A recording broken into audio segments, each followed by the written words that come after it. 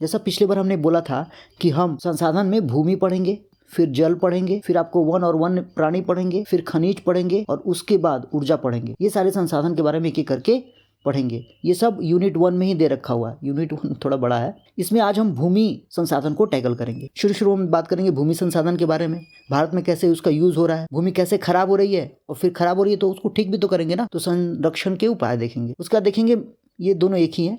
मृदा एक संसाधन के रूप में थोड़ा सा एक अंतर समझिए। जो आपको दिख रहा है पृथ्वी पर, जो आपको स्थल भाग दिख रहा है उसको कहते हैं भूमि। पानी वाला क्षेत्र को भूमि तो नहीं कहेंगे। तो एक पानी वाला पार्ट हो गया, एक भूमि वाला हो गया। भूमि पर आपको पहाड़ भी दिखाई देगा, पठार भी दिखाई देगा, है कि नहीं, मैदानी इलाका भी दिखाई देगा। और भूमि पर जो ऊपर वाला पार्ट है, सबसे ऊपर वाला पार्ट, उसको कहते हैं मृदा। मृदा और भूमि में ये अंतर है। भूमि का ऊपर वाला पार्ट को क्या कहते हैं हम? मृदा। उसका देखेंगे हम मृदा एक संसाधन के रूप में। भारत में मृदा के प्रकार, ये यहाँ भी जरूरी है और कॉम्पिटिटिव एग्जाम्स के लिए भी जरूरी है। उसके बाद देखेंगे मृदा का अपर्दन और संरक्षण, जैसा हमने भूमि के बारे में पढ़ा था। फिर क्वेश्चंस देखेंगे, लॉन्ग फॉर्मेट क्वेश्चंस कौन पूछे गए हैं। ये आपके पास मैंने पिछले साल के MCQs इकट्ठा कर रखे हैं। हमको लगता है इसमें 2011 से है। इस चैप्टर से बहुत ज्यादा प्रश्न तो नहीं है, पर हाँ ये इंपॉर्टेंट है। देखिए रेगुर किसे कहते हैं, मिट्टी निर्माण कारक क्या है, जलोढ़ मिट्टी, नवीन जलोढ़ मिट्टी को क्या कहा जाता है, ऐसे ऐसे क्वेश्चंस। काली मिट्टी कहाँ पाई जा रही है, लॉन्ग फॉर्मेट में थोड़ा पढ़ लेते हैं। मृदा संरक्षण हेतु कोई 2 उपाय बताइए। डेल्टा मृदा की विशेषता लिखिए। मृदा के 2 प्रकारों का संक्षिप्त वर्णन दीजिए। हम 6 प्रकार पढ़ेंगे। जलोढ़ मिट्टी के विस्तार वाले राज्य का नाम बताइए। इसमें कौन सी फसलें लगाई जा सकती हैं, सक्षम हो पाइए। देखिए भूमि संसाधन की अगर हम बात करें तो बोला था जैसे मैंने कि जो आपको दिखाई दे रहा है पानी छोड़कर धरती पर, वो सब क्या है? भूमि। इस पे कुछ मैदानी इलाका होगा, ये 43% है, याद रखिए 43%। कुछ पहाड़ होगा, पठार पहाड़, ये है। आप पहाड़ की अगर हम बात करें तो ये 30% होगा। और अगर हम पठार की बात करें, जो बचा हुआ है वो है 27%, वो हो जाएगा पठार। तो एक बार इसमें क्वेश्चन पूछा था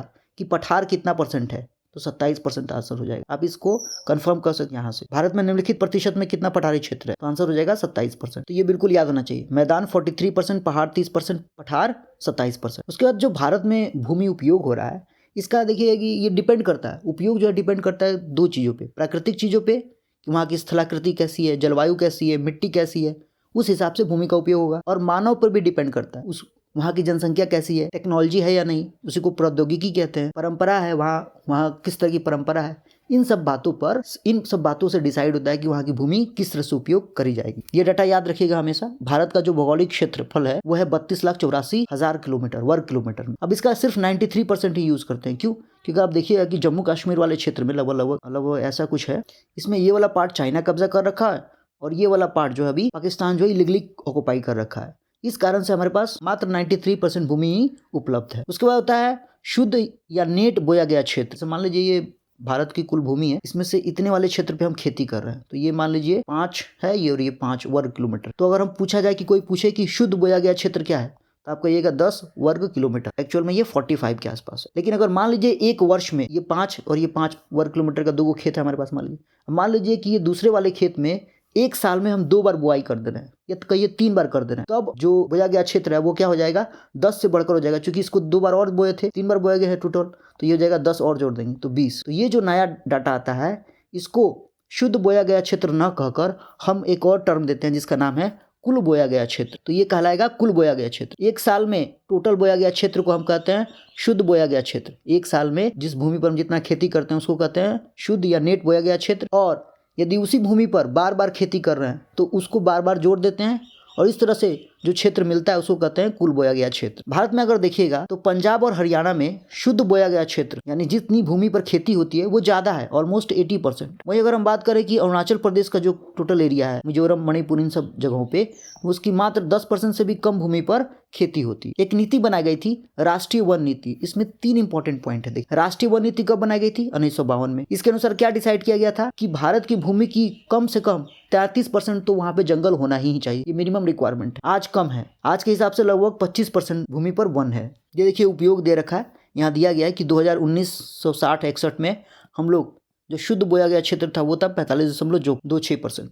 अभी जो है कितना है? 45.64।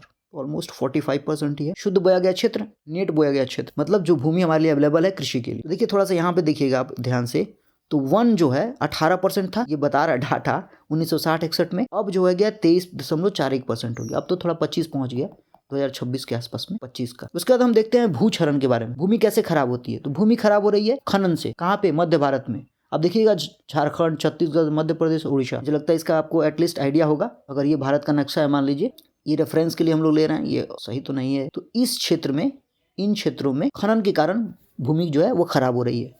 अति पशुचारण कहाँ हो रहा है जी? आपको गुजरात, राजस्थान, मध्य प्रदेश और महाराष्ट्र, पश्चिम भारत में खासकर होता है। अत्यधिक सिंचाई ये कहाँ हो रही है? उत्तर भारत में। देखिए खासकर होता है पंजाब, हरियाणा और पश्चिमी उत्तर प्रदेश। अब आप उसको सोचिए कि ये क्यों मैंने लिख रखा है, जरा ध्यान से देखिए।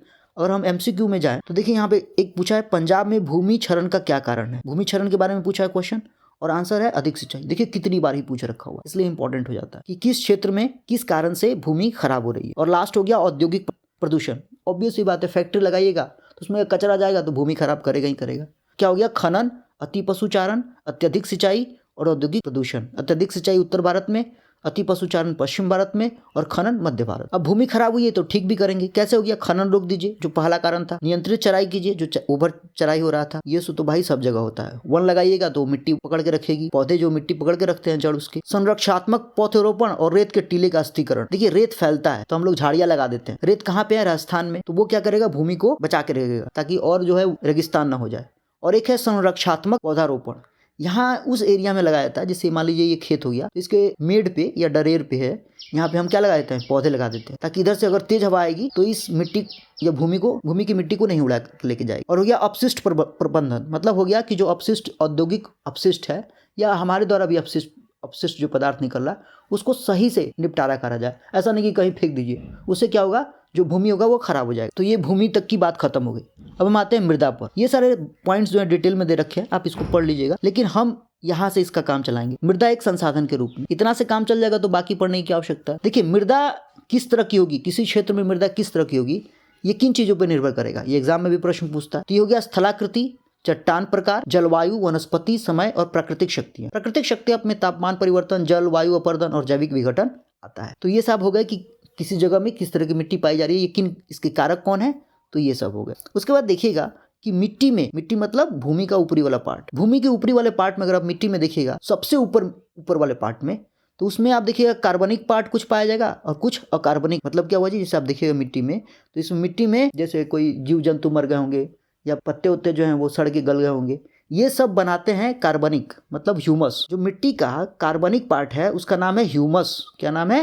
ह्यूमस, ये याद रखिएगा। और इसमें हम लोग खाद देते हैं, नाइट्रोजन, पोटेशियम, फास्फोरस, है कि नहीं? फास्फोरस, पोटेशियम, ये सब देते हैं ना, पोटास वोटास। तो ये सब जो है उसका खनिज है, तो मिट्टी में ये भी सब रहता है। उसके बाद है मिट्टी की प्रोफाइल। मिट्टी अगर आप जाइएगा अपने खेत में, उसको डीप डाउन, इसको एक वर्टिकल, तब इसको ऊपर से नीचे तक अगर कोड़िएगा तो कुछ ऐसा प्रोफाइल निकलेगा। सबसे पहले बहुत शानदार मिट्टी रहेगा, एकदम मस्त वाला। उसके नीचे वाले जो पार्ट को कहते हैं हम, यहाँ पे देखिए नाम लिखा हुआ है, इसको कहते हैं मृदा। शीर्ष मृदा या ऊपरी मृदा, इसको क्या कहते हैं? शीर्ष मृदा या ऊपरी मृदा। इसको कहते हैं उपमृदा। इस लेयर को क्या कहते हैं? उपमृदा। उसके नीचे वाले लेयर को क्या कहते हैं? आधार स्तर, आधार स्तर। और सबसे नीचे वाले लेयर को क्या कहते हैं? मूल चट्टान। तो ये अगर हम मिट्टी को ऊपर से नीचे देख रहे हैं तो ऐसा कुछ दिखाई देगा। अब आते हैं हम अपने सबसे इंपॉर्टेंट पार्ट पे, वो क्या है जी? भारत में मृदा के प्रकार। यहाँ से नहीं पढ़ेंगे, हम डायरेक्ट मैप से पढ़ेंगे ताकि हम ज्यादा देर तक याद रखें। देखिए सबसे पहले जो ये ग्रीन वाला पार्ट है ऊपरी वाले क्षेत्र में, इसको कहते हैं वन और पर्वतीय मिट्टी। वन और पर्वतीय मिट्टी। देखिए जो मृदा है उसको मिट्टी भी कहते हैं, इसमें कोई कंफ्यूजन नहीं है। भूमि अलग चीज हो गया। वन और पर्वतीय मिट्टी, इसको कहते हैं जलोढ़ मिट्टी। इसको क्या कहते हैं? जलोढ़ मिट्टी। जलोढ़ मिट्टी कहाँ बनती है? देखिए नदियों से जलोढ़ मिट्टी का निर्माण होता है मैदानी क्षेत्र में, ठीक है? नदियों से जलोढ़ मिट्टी का निर्माण होता है किस क्षेत्र में? मैदानी क्षेत्र में। तो ये सारे ये मैदानी क्षेत्र है, यहाँ नदियां हैं। एक और बात देखिए कि हम जलोढ़ मिट्टी को भी दो भागों में बांटते हैं। जैसे मान लीजिए ये नदी है और यहाँ से पानी जा रहा है, तो कुछ क्षेत्र में बाढ़ आता है, तो जिस क्षेत्र में बाढ़ आता है वहां पे बनेगा खादर। क्या बनेगा? खादर।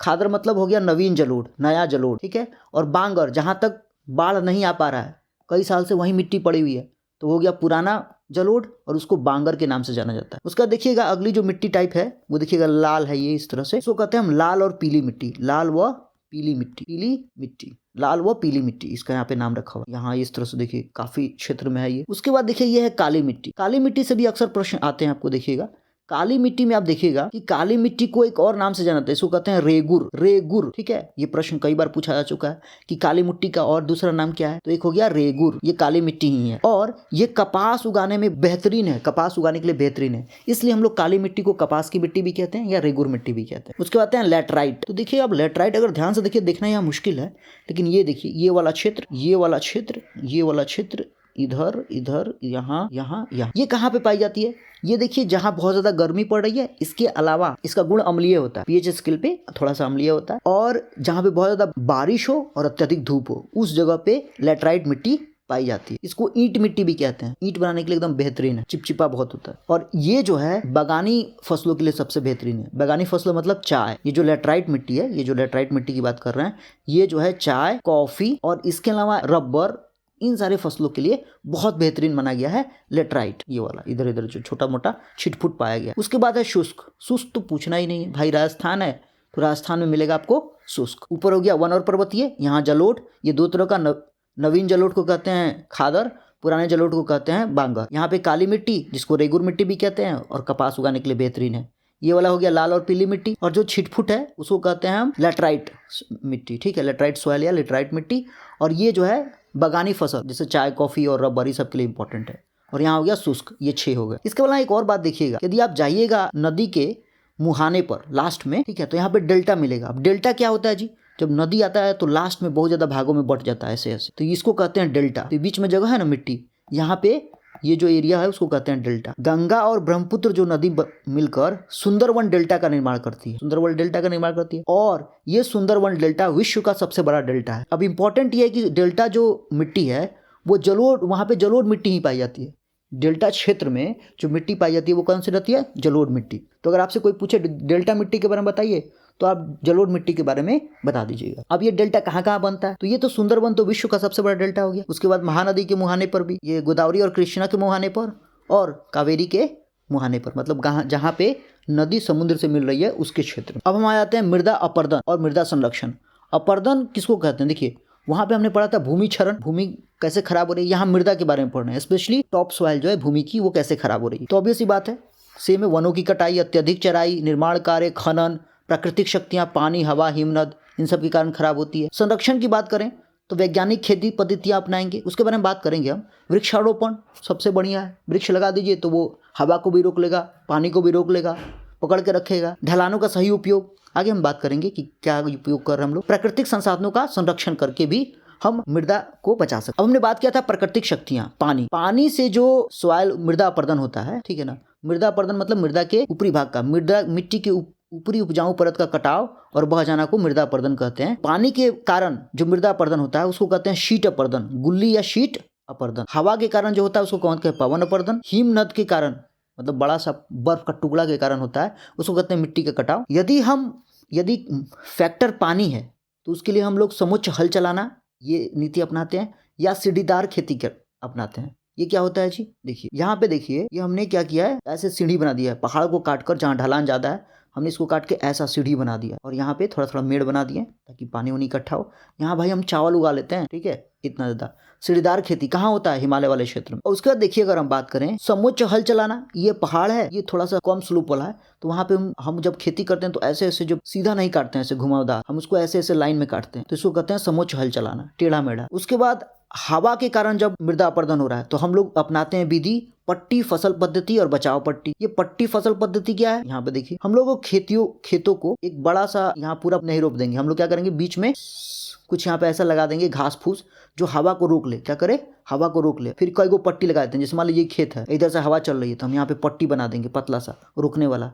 यहाँ खेत रहेगा, यहाँ पट्टी रहेगा, फिर यहाँ पे खेत अनाज रहेगा, फिर यहाँ पे पट्टी रहेगा, फिर इधर अनाज रहेगा, इस तरह से। और दूसरा हो गया बचाव पट्टी। बचाव पट्टी कहाँ लगाते हैं? ये रेतों के लिए इस्तेमाल किया जाता है। यहाँ पूरा डरेर पे हम लगा दिए, एकदम पूरा पेड़ का एकदम जंजाली लगा दी डरेर या मेड़ पे, तो उसको कहते हैं बचाव पट्टी। और सबसे बेहतरीन एक लास्ट बच गया, वो क्या? वृक्षारोपण। ये सब जगह काम करता है। तो यहाँ से इतना ही इंपॉर्टेंट है। आगे थोड़ा एक बात देखिएगा कि अभी हमने देखा था ना गल्ली अपर्दन, तो गल्ली अपर्दन क्या, किस तरह के अपर्दन को कहते हैं? तो देखिए, जब पानी के कारण, ये तो पानी के कारण होता है तो हम जानते ही हैं, पानी के कारण ये पानी बह रहा है और ये जो मिट्टी है, जैसे ये मान लीजिए समतल भूमि थी, पानी बहते बहते यहाँ पे खाई हो गया ऐसे, तो इस तरह की मृदा अपर्दन को कहते हैं गलीय अपर्दन। और देखिएगा चंबल में ये बहुत मिलता है। चंबल में यहाँ पे इसको रेवाइन भूमि के नाम से जाना जाता है। तो एग्जाम में, कॉम्पिटेटिव एग्जाम में पूछ दे मान लीजिए कि रेवाइन भूमि आपको कहाँ देखने को मिलेगा, तो आप मार दीजिएगा चंबल वाले क्षेत्र। बाकी जो है आप सब देख चुके होंगे। एक और बात जो ध्यान दीजिएगा कि सीढ़ीदार खेती जो हम लोग कर रहे थे उसको सोपानी कृषि भी कहते हैं। ये जो सीढ़ी है ना वो सोपानी कृषि भी कहते हैं। फिर से जरा देख लीजिए, पानी के कारण अगर मृदा अपरदन हो रहा है तो समुच्च हल चलाना, ऐसे ऐसे बनाएंगे, ठीक है। और सीढ़ीदार खेती मतलब सोपानी खेती, या इसको क्या कहेंगे, सोपानी खेती, मतलब हुआ कि ऐसे सीढ़ी नुमा खेती करेंगे। हवा के कारण हो रहा है तो पट्टी फसल पद्धति, मतलब एक खेत हो गया, इसमें बीच में दूसरा घास लगा देंगे जो हवा को रोक दे।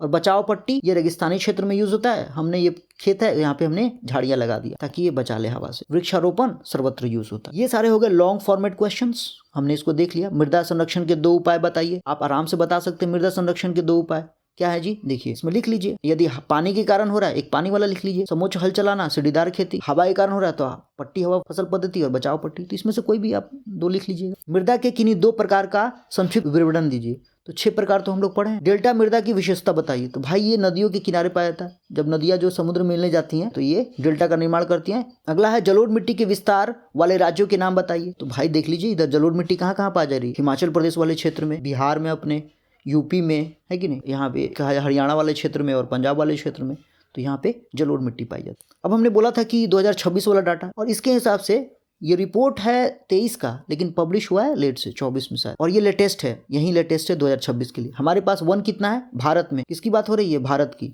तो 25.17, और बिहार में कितना है 10.33, जिसकी हमने पहले बात की थी।